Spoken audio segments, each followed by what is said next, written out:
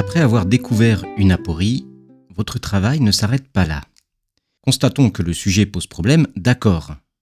Mais encore faut-il savoir maintenant ce qui pose problème. Et c'est ça qu'on appelle la problématisation. Il n'est pas très difficile de comprendre ce que c'est que problématiser. C'est comme ouvrir le capot d'une voiture en panne. Vous ne vous contentez pas de dire « elle ne démarre pas », vous cherchez encore d'où vient exactement la panne. C'est ça l'attitude du philosophe, identifier le cœur de la difficulté. Et c'est un art assez subtil et assez difficile. Prenons un exemple. Le sujet « l'art est-il inutile ?» On pourrait en rester tout simplement, et ce serait déjà pas mal, au constat de l'aporie suivante. D'un côté, certains pensent l'art comme un véritable luxe. Dans la mesure où l'art est défini comme un luxe, il enjolive l'existence, mais ne paraît pas absolument essentiel. Son utilité n'est donc pas avérée. D'autres, au contraire, considèrent, et peut-être à juste titre, que sans l'art, la vie ne mériterait pas d'être vécue. Autrement dit, pour eux, l'art est absolument utile, et il serait impossible, sans perdre ce qu'il y a de plus précieux dans l'existence, de s'en passer. Cette opposition nous amène donc à nous poser la question de ce qu'on appelle l'utilité d'une chose. Voilà où se cache le vrai nœud de la difficulté. En fait, dans toutes les discussions que nous menons les uns avec les autres, tôt ou tard, quelqu'un finit toujours par dire « ça dépend de ce que tu entends par… ». Eh bien, c'est exactement ça, problématiser. Ça dépend, oui.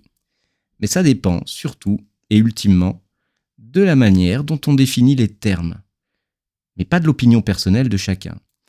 Or, de ce point de vue-là, beaucoup d'étudiants ont une intuition qui est assez juste, mais qui ne va pas assez loin. Ils ont une intuition assez juste qu'ils formulent en disant toujours que la réponse à la question dépend de chacun. En cela, leur intuition est correcte.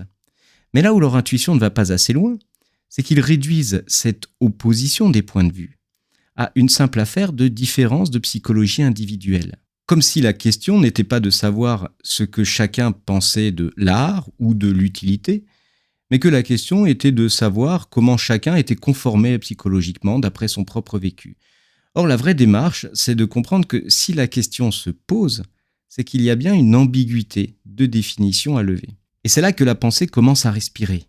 Problématiser, c'est toujours finir par se demander, au fond, qu'est-ce qu'on appelle ?